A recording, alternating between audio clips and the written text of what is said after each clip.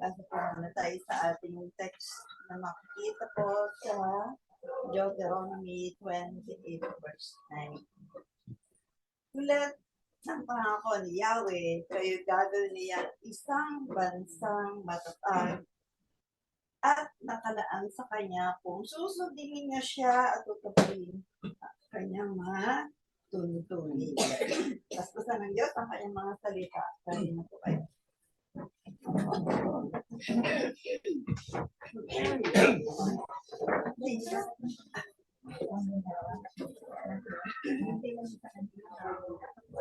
Ano kaya natin ang ating mga Taunahan na lang po siya. Sis, sino kayo sa nilalagay pa yan ang dalawa?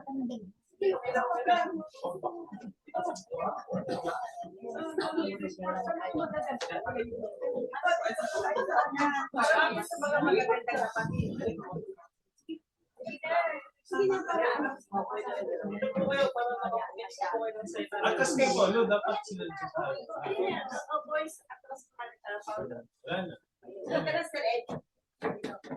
wala na. Sit down. kasi hindi ko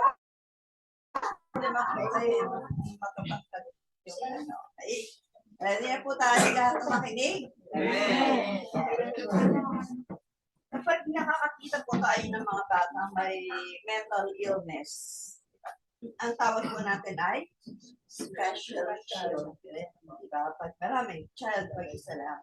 Yung ibang mga magulang, pag meron silang ganung anak, inaabandonan nila dito ba? Kasi nahiya sila na meron silang mga anak na special or meron kapansanan. O, yung iba, anong ginagawa? Dinadala sa mga institution. Dahil ayaw nila mapahiya na meron silang ganung anak. Pero meron din naman mga parents na talagang nagbibigay naman ng special attention meron sa kanilang mga ganung mga anak na may mga kapansanan. Na talagang pinapakita nila yung pagmamahal nila, inaaruga nila, at gusto nila ituring talaga na normal. Ako may mga natanggap ako mga estudyante doon na talaga pinapasok nila sa Glorious dati para makasalamuha naman yung mga normal na bata. Kaya tinatanggap po namin dati yung gano'n. Pero nalang yung gano'n na siya. Yun, hindi ko na yung tinanggap kasi sobrang na siyang malaki. Ako, pinapasok na lang din siya. So, ganun po yung nangyayari dahil gusto po nila na i-lift up yung kanilang mga special child. So, dahil na, hindi dahil sa yung kapansanan nila, kundi dahil gusto nila ipakita na normal din sila, na normal na tao din sila, at doon nila napapakita yung pagmamahal nila. At meron silang mga ganung anak. Alam ko nga, pagka may ganun ka mas, sinuswerte daw. Ganun. Diba? Pag nagkaroon sila ng ganun, pag inaruga nila, umuunlad yung buhay nila. So, marami akong napapanood na palabas na gano'n, di ko ba? Kasi nga kinalinga nila kahit merong kapansanan. Ang Lord naman, in return, pinagpapala sila. So, alam niyo po ba na special children din tayo? Yes. Hindi dahil may kapansanan tayo, hindi dahil sa mentally retarded tayo, no? Kundi dahil mahal tayo ng Diyos. Pinili talaga tayo ng Panginoon. Peculiar, chosen, holy people tayo sa harap ng Panginoon. Sabi nga sa 1 Peter 2:9, 1 Peter, unang Pedro 2, verse 9, ngunit kayo ay isang lahing pinili, grupo ng maharlikang pari, isang bansang nakalaan sa Diyos, bayang pag-aari ng Diyos upang mapahayag ang mga kahangahang ginawa niya. Siya ang tumawag sa inyo mula sa kadiliman patungo sa kanyang kahangahangang kaliwanagan. Amen. So yun po, tayo ay talagang pinili upang maging pag-aari niya. Ginawa niya tayo special upang ilalanin, maitaas, maibantog. Yun ang gusto ng Lord. Hindi yung tayo ay maliitin, hindi yung tayo yung kakawawain. Hindi po yun. Ang pagkatawag sa atin ay dapat nasa nakikita tayo, nakikilala tayo. Yung po ba, nararanasan niyo po ba yung gano'n? Na pinapangilalan, di ba? Di ba kuminsan yung ang taas-taas na expectation nila sa atin. Kaya konting kamali mo lang, ano sabihin nila, Kristiyano ba yan? Kasi ang pagkakilala nila sa Kristiyano, talagang matuwid. Amen po ba? Kaya pag may nakikita silang mali natin nagagawa, napipintasan agad-agad tayo. Kaya yun ang dapat makita sa atin. Yung pagiging tunay na Kristiyano. Yun po dapat. Kasi nga po, hindi natin maiwasan yung nakatingin talaga sila sa atin. Hindi natin pwede sabihin na, look unto Jesus na, hindi ako. Ay, hindi. Talagang titignan nila tayo. Hahanapan na talaga ng butas para mapakita, mapatunayan na talagang Kristiyano po. Hindi po naman. Diba kasi ilag na ilag sa atin. Bakit? Kasama natin ang Diyos. Amen. Huwag kang kakanti-kanti, kasama ko ang Diyos. O, diba? Kaya talagang ilan po yung iba sa atin kasi alam nila na may magtatanggol sa atin. Kaya nga si Moses, hindi siya pumayag, nalalakad lang siya mag-isa. Ano mo sabi niya sa Exodus 33:15? Exodus 33:15, sinabi ni Moises sa kanya, kung hindi po ninyo kami sasamahan, huwag ninyo na lang po kami paalisin sa lugar na ito. Amen po. Lalakad tayo, kasama ng Diyos. Amen po? Sabi niya, kung hindi rin lang ninyo ako sasamahan, di wag na lang. Dito na lang kami, mananatili na lang kami dito sa Egypto. Sabi ko, kaya hindi po yun dapat gano'n. Dahil kapag kasama natin ang Lord, people around us will stand in awe of us. Talagang mamamangha sila sa atin. Dapat gano'n po yung nakikita sa atin ng mga tao. Po, yung bakit daw po? Yun po yung pag-aaralan natin. Lesson 5 tayo. Ang topic natin ay Stand up. stand out. Dapat naging stand out tayo. Na hindi patol tayo. Ganun po dapat. Kumbaga sa contest, tayo ang winner. Hindi tayo ang loser. Amen po ba? Amen. Dapat ganun po. Dahil talaga namang nasa labanan tayo eh. Di ba? Hindi yung contest sa kung whatever na universe. Hindi po. Nasa labanan tayo, dapat lagi tayo winner. With excellent performances and excellent qualities. Dapat ganun po yung nakikita sa atin. So, ang tanong, why will God's people stand out? Bakit dapat na nag-stand out ang mga anak ng Diyos? Yung mga pinili ng Diyos. Bakit dapat na nag-stand out? Number 1, because God God loves loves us. us and chose us to be His own people. O, diba? Yun po yung unang dahilan. Kasi mahal tayo ng Diyos. Kaya dapat nangingibabaw tayo. Dapat talagang kinikilala tayo. Kasi tayo po ang mga pinili ng Diyos para maging kanyang bayan, kanyang mga anak. Yan po.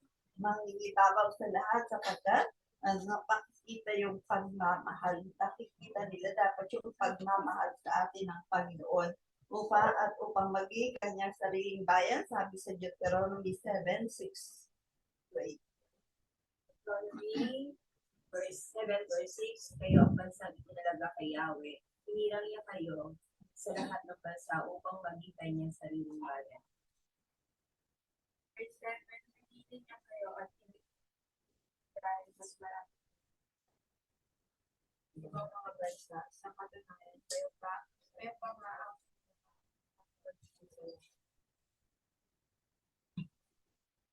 verse 8, kayo dahil pagpapit niya sa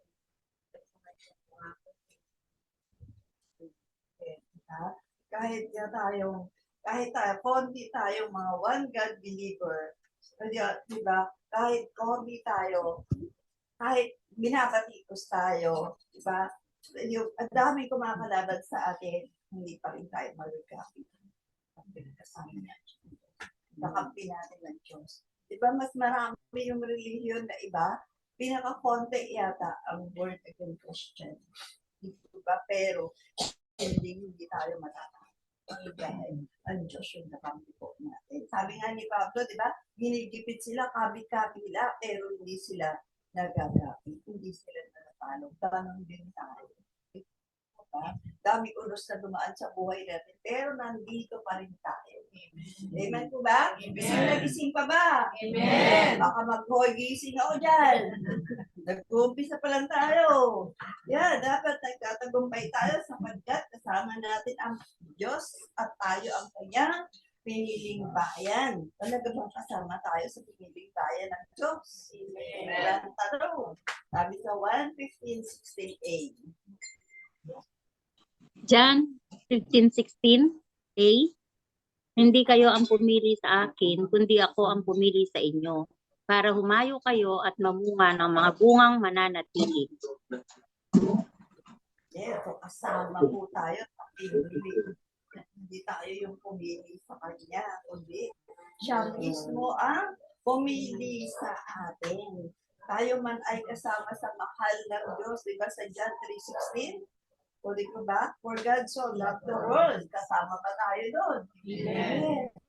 Kaya kasama po tayo sa pinili ng Diyos. Kasama na tayo sa bayan ng Diyos nang tanggapin natin ang Lord bilang Panginoon at tagapagligtas. Kaya tayo po yung dapat na humahayo at naghahayag ng kabutihan ng Diyos. Ganun din po, kasi tayo yung talagang nakakaranas ng tunay na kabutihan ng Diyos. Kaya tayo yung kailangan humayo, kailangan maghayag ng salita ng Lord. Number 2, ano pa daw po ang dahilan? Bakit?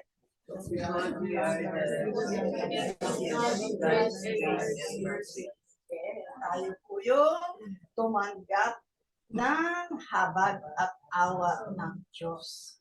Hindi tayo talaga kasama. Noong una talagang hindi tayo kasama sa bayan ng Diyos. Yung Israel lang po talaga ang piniling bayan ng Lord. Pero dahil sa habag ng Diyos, dahil sa awa ng Diyos, nakasama po tayo sa hinirang ng Lord. Kaya ngayon kasama na tayo dahil sa amin ng Lord mismo, di ba? Ako ang pumili sa inyo. So siya yung dahilan bakit tayo nandito ngayon. Kung wala yung habag ng Lord, wala yung awa ng Diyos, kasama tayo sa pupunta sa impyerno. Pero salamat sa salamat sa kanyang habag, salamat sa kanyang awa, ang sabi sa 1 Peter 2:10.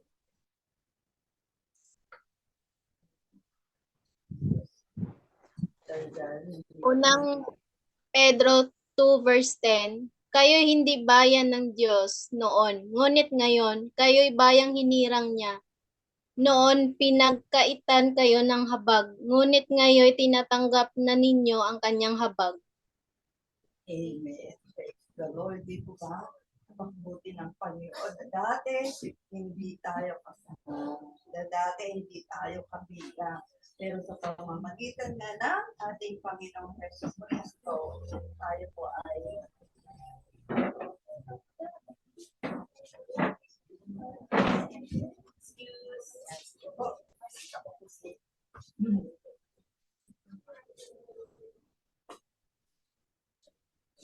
Lord.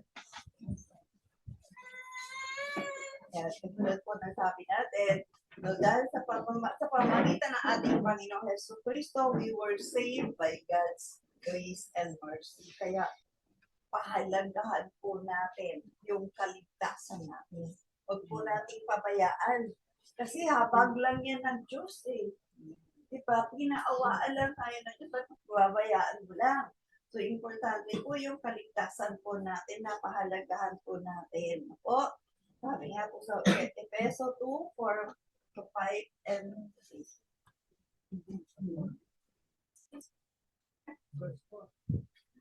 Efeso 2:4-5 and 8. Verse 4, subalit, napakasagana ng habag ng Diyos at napakadakila ng pag-ibig niya sa atin. Verse 5, tayo binuhay niyang kasama ni Kristo nung tayo ay mga patay pa. Dahil sa ating pagsuhay, naligtas na kayo dahil sa kanyang kagandahan. Sapagkat dahil sa kagandahang loob ng Diyos, kayo ay nailigtas na sa pamamagitan ng pananampalataya. At ang kaligtasan ito ay kaloob ng Diyos sa pamamagitan. Amen. So, hindi dahil mabait naman ako eh. Hindi yun. Kundi dahil sa kapag ng Diyos, kaya meron tayong kaligtasan. Amen po ba? Kaya yun po yun. We were all unworthy dahil nasa ating pagsuway, dahil sa kasalanan po natin dati. But we were made worthy because of His grace and mercy. Pinahabadan lang po tayo, pinaawaan, at minahal. Yun, di ba yung invite na may kasalanan tayo, pero ang Diyos yung pinahabadan tayo, minahal tayo, kaya pinilitan niya po tayo sa Kanya. Bayan, hindi wala na tayo bahas ng Gentiles at saka yung mga good joke, yung Jews and Gentiles. Pare-pareho na lang po tayo. Amen po? Amen. Yan. So, number 3, bakit pa daw po? Number 3 is because we are God's worshippers. Worshipper po ba tayo ng Lord? Amen. Yes, we were created and chosen to worship God. Yun yung dahilan. Bakit tayo nilikha ng Diyos? Bakit tayo pinili ng Diyos? Para daw tayo ang magsumamba sa Kanya. Dapat tayo mag-stand out bilang mga tunay na sumasamba sa Kanya. Dapat yun po. Sabi sa Isaiah 43:21.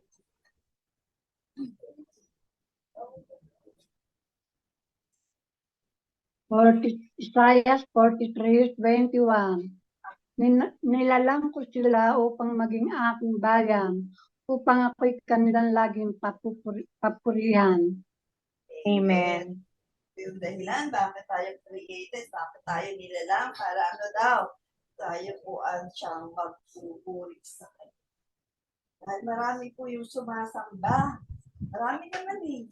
Kaya lang, mali ang pagsamba. Bakit? May mga objects at imali yung pamamaraan ng pagsamba. Pero tayo lang po, yung totoong true worshiper, kasi isa lang yung ating sinasamba.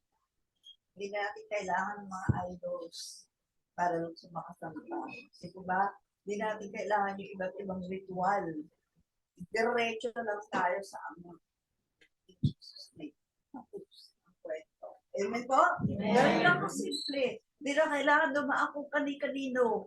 Di ba? Yun po, kaya kaibahan po tayo. Kaya it's a great privilege for us na pinili tayo ng Diyos upang sumamba sa Kanya at magpuri sa Kanya na hari ng mga hari, Panginoon ng mga Panginoon. Di ba? Sa pamamagitan ng praise and worship. Kaya pag nasa church tayo, samantalahin talaga natin yun. Kagaya kanina. O di ba? Ang sarap na talaga na umawit muna tayo sa Panginoon. Nai-stir up tayo, di po ba? Hindi yung basta nalang lesson na tayo. Hindi, kaya meron tayo pag-awit muna, pagpupuri muna sa Lord. Dapat doon pa lang, nasisimulan na po. O dapat nga, bago tayo pumunta rito, nandiyan na talaga yung kasabitan po natin. Hindi lalo na pag kumanta na tayo, nag-praise and worship na tayo, mas lalo pa po yun. Sa kahit sa church, sa Bible study, sa personal devotion natin, dapat pag tayo po ay may praising din po sa Panginoon. Diba? And people around us will know that God is with us and fighting for us. Yung pag nakikita nila na hirap tayo, ang dami natin pagsubok. Pero nakakaawit tayo. Nakakapagpuri tayo. Yun ang nakikita ng mga tao.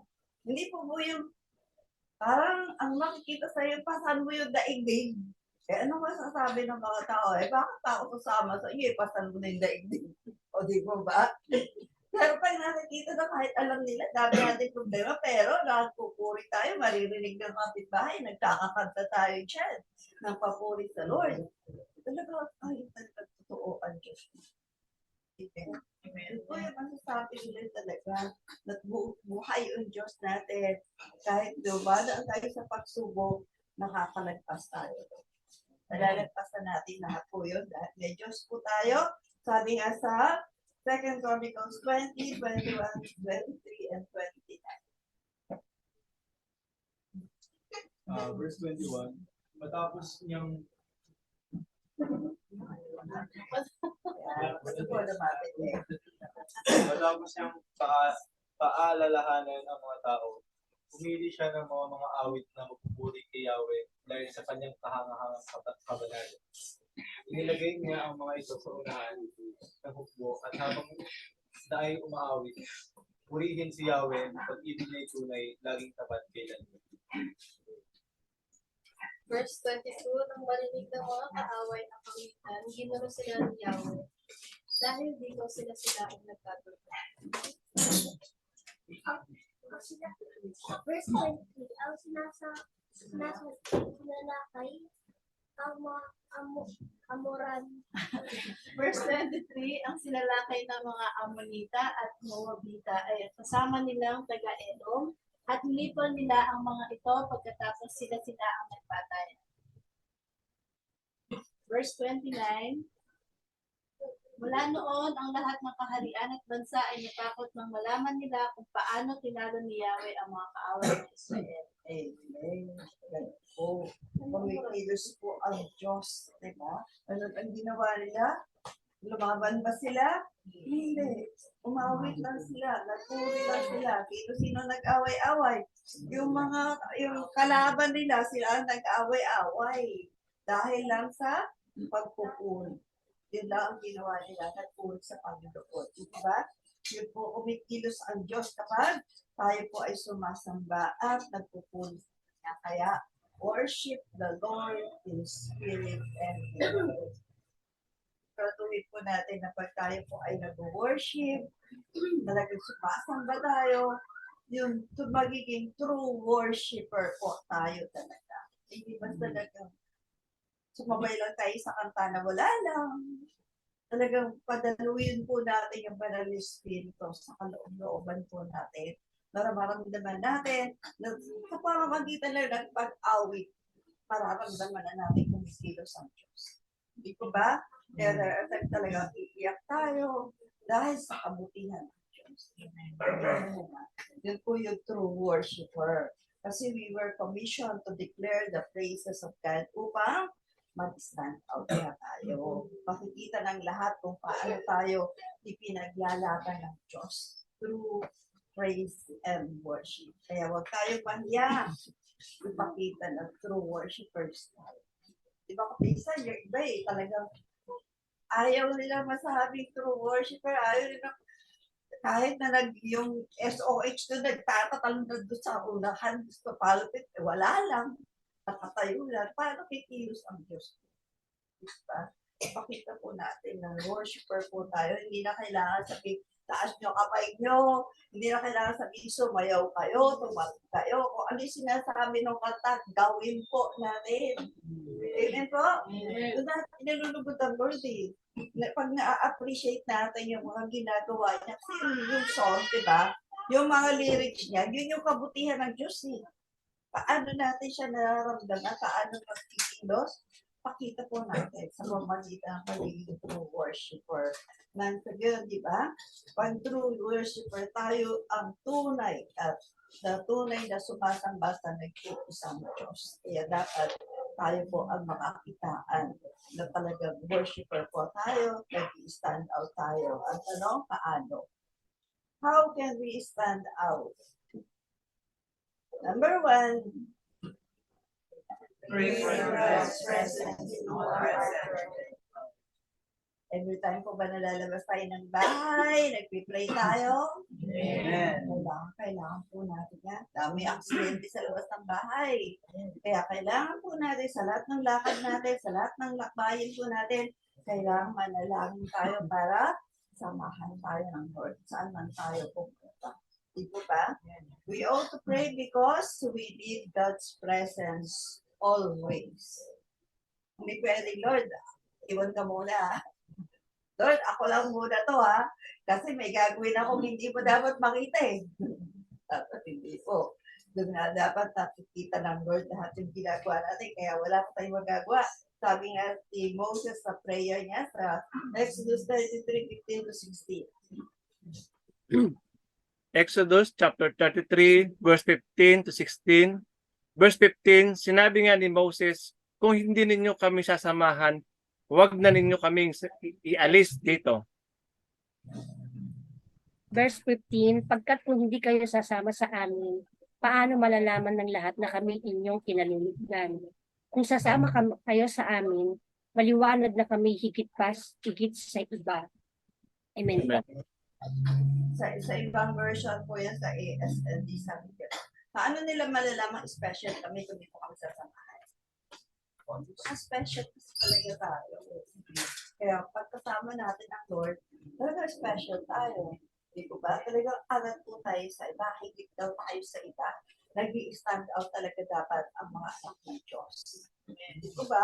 Anak ka ng Diyos, tapos nasa ilalim ka. So, hindi po pwede yun. Dapat nag-i-stand out po. Yun ang gusto ng Lord.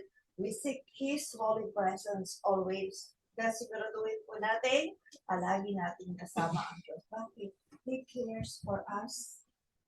Gustong-gusto niya na samahan tayo. Gustong-gusto niya tulungan tayo. Gustong-gusto niya i-guide tayo. Kaya dapat isip po natin yun.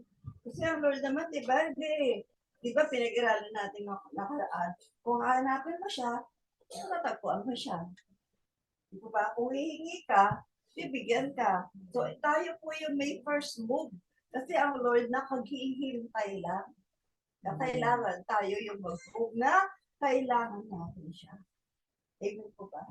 Handa pa siya, di ba? Sabi nga sa first na binasa natin lang, wala siyang itatapoy. Sino man na lumalapit sa kanya, hindi niya itatapoy.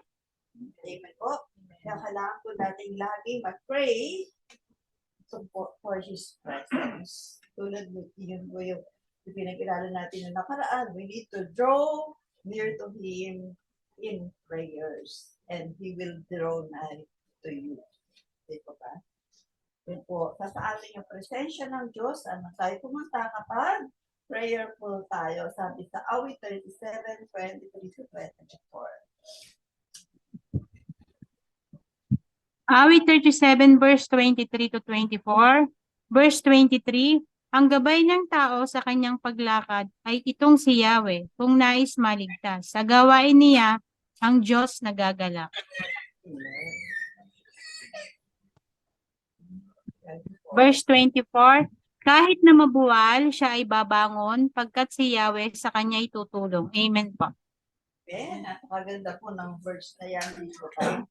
Diba? So yung sa verse 23, ang gabay ng tao sa kanyang paglakad ay itong si Yahweh.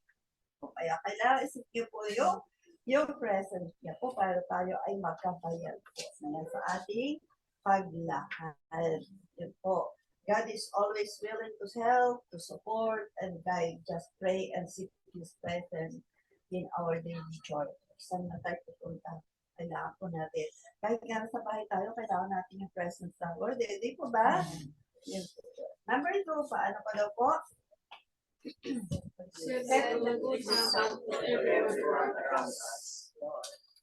Yan po yun dapat nagpapakita po tayo ng mabuting halimbawa. Kaya talaga nakikita nila na kaya ng Diyos. Kaya, hindi yung sabi ko nga dati, di ba? Hindi lang yung pag nasa church tayo, nasa Bible study tayo, doon lang tayo mukhang anak ng Diyos. Pero paglabas na natin, lalo na sa bahay-bahay, di ba? Nandiyan na yung, nako, may mga tigre na dyan. Dapat daw po ito. Dapat, meron kami dati na sabi ng asawa, lalaki. Sa labas ko naman yung babae. Pero sa bahay, yung sa loob ng bahay, yung babae.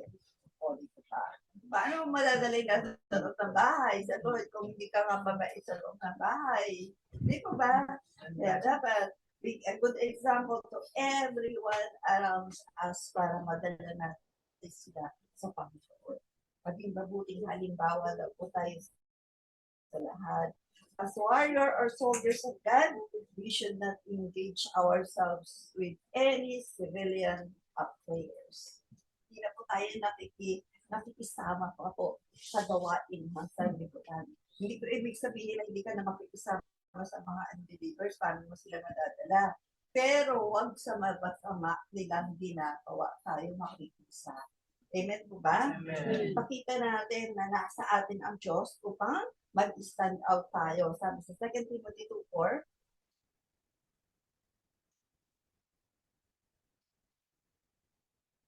Tara, Edna. Sabi po dyan, ikaw sino po? Pakibasa po. Again, Timothy 2:4. Ang isang kawal ay hindi nagigilabala sa mga bagay na walang kaugnayan sa pagiging kawal. Sa halip, sinisikap niyang bibigyan ng kasiyahan ng kanyang. Oo, diba? Dapat wala na tayong pakialam sa mga ginagawa ng iba ko. Ano yung pinapagawa ng Lord sa atin? Yun lang po ang gawin natin. Amen? Hindi na nga natin masunod lahat yung pinapagawa sa atin, gagawin pa natin yung iba. Di ba ba?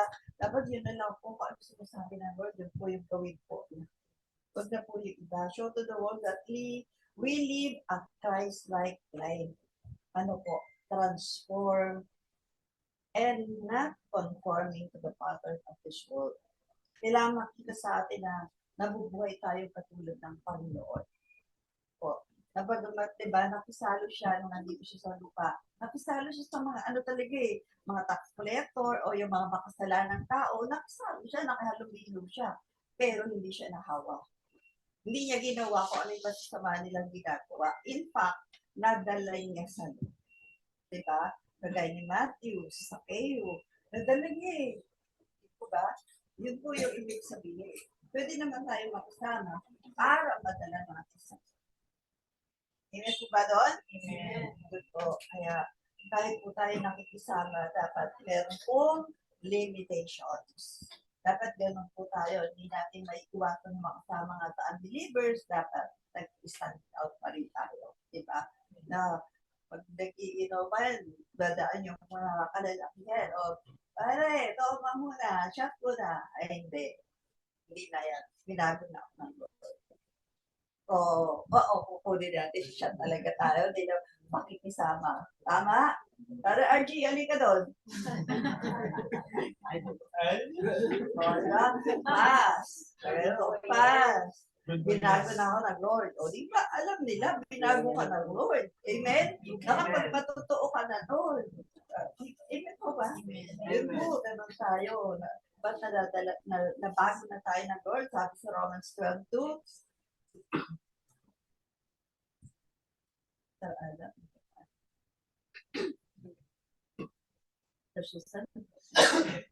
Romans 12:2, huwag kayong makiayon sa takbo ng mundo. Mag-iba kayo sa pamamagitan ng pagbabago ng inyong pag-iisip upang maunawaan ninyo ang kalooban ng Diyos, kung ano ang mabuti, kalugod-lugod at ganap na kalooban niya. Amen. Sabi ko, we are called to stand out, not to blend in, or not to mess with the unbelievers. Huwag tayo makihalot sa kanila. Tinawag tayo para matangi or maiba, hindi makiisa sa mga nasa sanlibutan. Patunayan po natin na we are God's image in words and in action. So, number 3, ano pa daw po? Number 3, put our belief in our everyday life. Ano yung pananampalataya natin? Nakikita sa buhay natin araw-araw. Hindi yung mananampalataya ka ngayon, pag linggo. Lunes, mananampalataya ka pa ba? Dapat talagang pakita po natin na talagang mananampalataya tayo ng Panginoon. Araw-araw nakikita sa buhay po natin yung faith in the Lord. Kahit anong mangyari, huwag natin ikahayang born again tayo. Huwag tayo maging burn again. Born again na. At hindi yung sunog, kundi born again. Apo, confess to everyone our faith in the Lord and boldly say, I am a Christian. Diba? Huwag natin ikahaya yun. Talagang Kristiyano ako. Ngayon, kung wala talaga sa'yo si Kristo, nakakaya sabihin Kristiyano ako. Ikaw ang sama pa rin na ugali ko. Paano mo sabihin na Kristiyano ka nga? Nakakaya talaga. Pero kung pinapabuhay ko natin ang Lord, Hindi tayo mahihiya sa baby. Born again. Talagang nabago na. Tama tayo naroon, kahit sino yung kausap natin, huwag natin i-compromise o ikaila ang faith natin sa Lord. Dahil sabi nga, diba, sabi ng Lord, pag pinahiya mo ako, kakahiya rin kita. Pagdating ka magkaroon. Kaya huwag po natin ikahiya yung faith po natin kundi makita ito sa araw-araw na buhay po natin. Baka pagdating ng takdang panahon magsisita. Tulad ni Pedro, di ba? Ilang beses niya pinagkaila ang Lord. Sabi sa Matthew 26:75,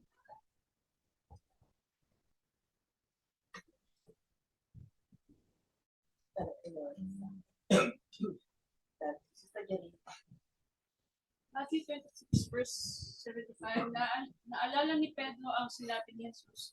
Bago tumilaw ang manok, 3 beses mo akong ikakaila. Lumabas siya at tumangis ng buong kamay. Talagang sinabi na ng Lord. Diba? Sabi niya, okay, hindi, over my dead body, pwede magmamalaw sa inyo. Sabi ng Lord, ano ka? 3 beses mo ako sila, bago tumilaw ang manok. Kaya naalala niya, no, tumilaw ang manok. Ano nangyari? Lumanis siya ng buong kapatitan. O gano'n din po tayo, mayroon ng oras, mananangis tayo. Mabuti sana po, katulad ni Pedro, may pagkakataon pa magsisi. E paano kung wala na? Mapapahamak na po tayo. Di ko ba? Kaya yun na po, everyday pakita po natin yung faith natin sa Lord. Hindi natin siya ikakahiya. Dapat sinabi, well, again na ba? Yes. O diba? Hindi yung, ay hindi naman. O, baka sa langit ka na pumunta niyan. O, hindi naman. O, diba? Dapat talaga, ay, oo naman. Kasi binago na ako ng Lord. Sa langit ako. Yun yung faith natin eh. Pupunta tayo sa langit eh. O, kaya pag sinabing, baka lumagpas ka na sa langit. Ay, hindi. Langit lang ako, hindi ako lalagpas. Amen po? Amen. Ganun po ang sagot. Langit lang. Wala nang lagpas sa langit. Dahil langit ay yung pinakamataas, yung kung saan nandoon ang ating Panginoon. We need to take every opportunity to testify for the Lord kung sino ba siya. Katulad ng inawit natin. Everybody ought to look who Jesus is. Paano malaman? Through us. Diba? Pakita po natin, patutuo po natin sa Lord kung sino ang Lord sa buhay natin. Amen? So, kung nakikita na sa buhay natin, hindi na natin kailangan magpatutuo eh. Kasi nakikita na sa iyo. Diba? O, dati nga sabi natin na lasing ko, ngayon hindi na, diba? Dati lasing sa alak, ngayon lasing sa Espiritu ng Diyos. Makikita na, hindi mo na kailangan magpatutuo kasi nakikita na sa buhay ko. Amen po? O, ano ngayon na resulta? Pag nag-stand out tayo, pag nagagawa po natin yung tatlong pinapagawa natin, so, Lord, nasa atin na, oh Lord, pag i-stand out na siya sa buhay natin, makikita na siya sa buhay po natin. Kung tayo po ay nag-stand out, ibig sabihin, nasa atin ang Lord. So, siya na po yung maitataas sa buhay po natin. Amen po ba? Siya na yung makikita. Mapapatunayan ng lahat na Kristiyano tayo, true believers tayo ng ating Panginoon. Hindi na nila kailangan magtanong kasi nakikita nila sa atin ang Lord. Nag-stand out sa buhay natin ang Panginoon. Makikita nila yun, nag-iilaw tayo dahil nasa atin ang Panginoon. Sino ang natataas? Ang Diyos. Diba? Kasi nakikita sa buhay natin, so siya yung naitataas, siya yung naluluwalhati, siya yung napaparangalan sa buhay po natin. So it gives glory to the Lord if the light of the Lord shines on us. Diba? Kaya dapat pag nag-iilaw, diba, ang ilaw nasa taas. So ganun tayo, dapat nasa taas tayo. Diba? Sabi nga sa Matthew 5:14-16,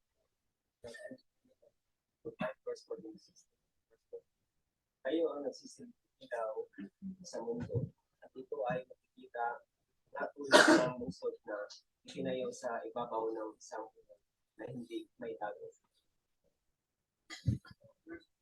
Ang taong nagsilbi ng ilaw at pagkatapos ay tatakpan ng takalan sa hagit nilagay ang ilaw sa lahat upang magbigay-liwanag sa lahat ng tao. Verse 16, alam din ang dapat ninyo at iwananin ninyo ang ilaw sa mga tao upang makita nila ang mabuting gawa ninyo at itilangin mo habang nasa Dapat bilang ilaw, nakaposisyon po tayo kung saan tayo dapat tumagal.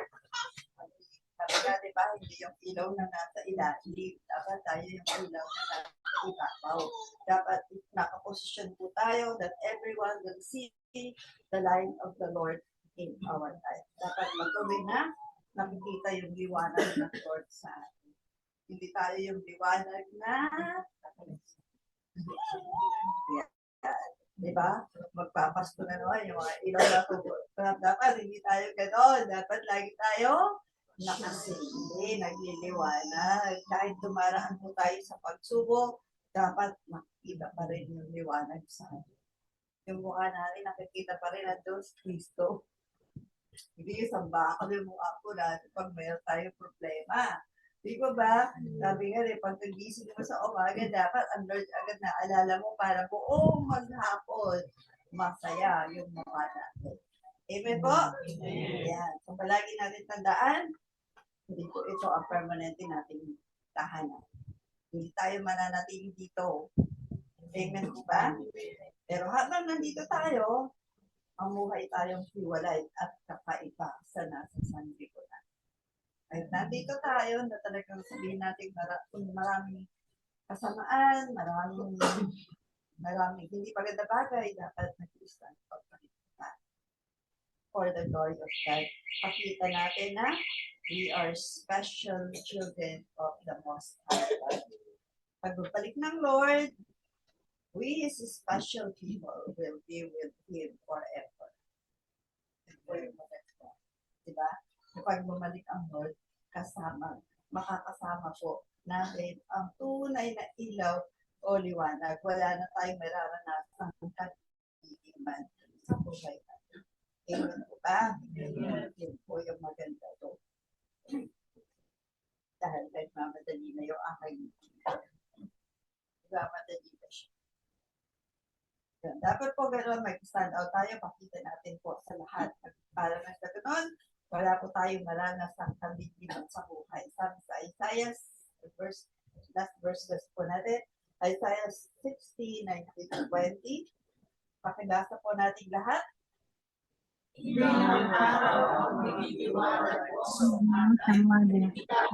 na ang buhay tatanggal sa iyo sa gabi. Dahil ako, ang Panginoon, ang iyong magiging liwanag magpakailanman. Ang Diyos, tanglang. Amen. Verse 2.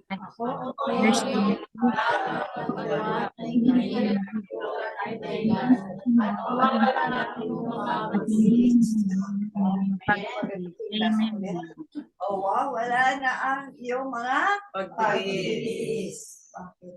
Nasa piling na tayo ng Lord. Amen. Gusto po ba natin yun? Amen. Hindi na po yun magtatagal. Yung mga pagtitiis natin dahil babalik na ang Lord upang makasama niya po tayo. So whatever sufferings and hardship we are going through, continue to shine and live a stand-out life with the Lord. Mabuhay tayong angat sa iba habang nandito pa po tayo and tell who Jesus is in our life.